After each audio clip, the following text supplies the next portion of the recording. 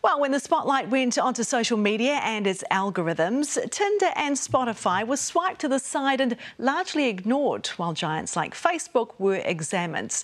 But the University of Auckland proved to be a match for the two popular apps and looked into what they know about their users and how they use that information. The team also looked into the terms of use and privacy policies of both apps and found some information that may not be music to your ears. Well, to tell us more about what Tinder and Spotify are getting up to is Dr. Fabio Morreale from Auckland University. Hi, Fabio. Thanks so much for coming on tonight. Did you expect these two companies to be quite so nosy, or did the findings surprise you?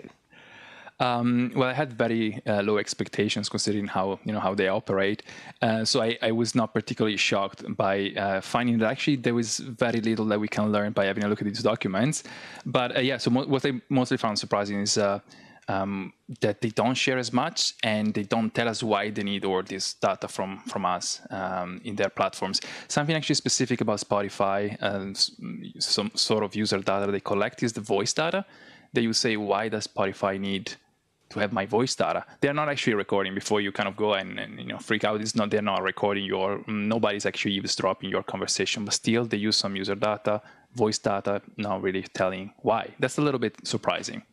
Yeah, that is surprising. Are they listening to me while I'm singing along to my Spotify? That would be alarming. Maybe they hire you. They give you a contract with I don't think so. level. Okay, so when I'm out going for a run and Spotify says it's got some recommendations based on my exquisite taste, are they telling the truth? Are they telling the truth?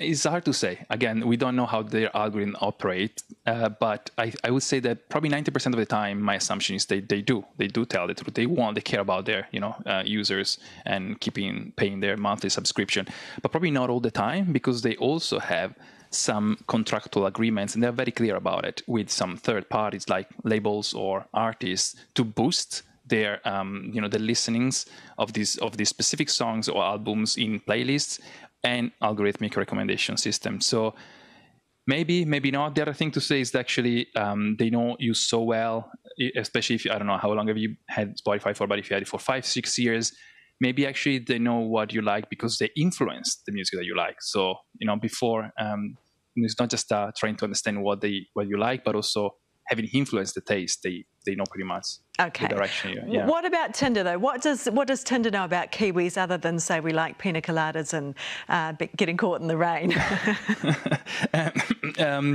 Yeah, Tinder is also another. They're even more vague than Spotify. I think something that surprised me is to read that they can actually. I have a sentence here that other users might provide information about you as they use our service.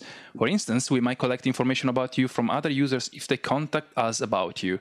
So that's something. I mean, it can be read in a positive light to say, oh, maybe somebody's going out being a creep, and but also, like not really being clear at all about how they use their data. Okay, so use with caution maybe. You'd still use the apps though, would you, just quickly?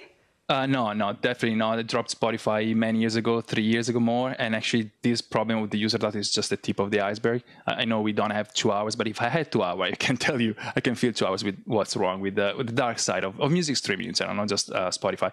And no, Tinder also not for other reasons. I years ago. We don't need to go into that. We don't need to go into that. Let's stop there. Hey, Fabio, thanks so much for your time tonight. Thank you.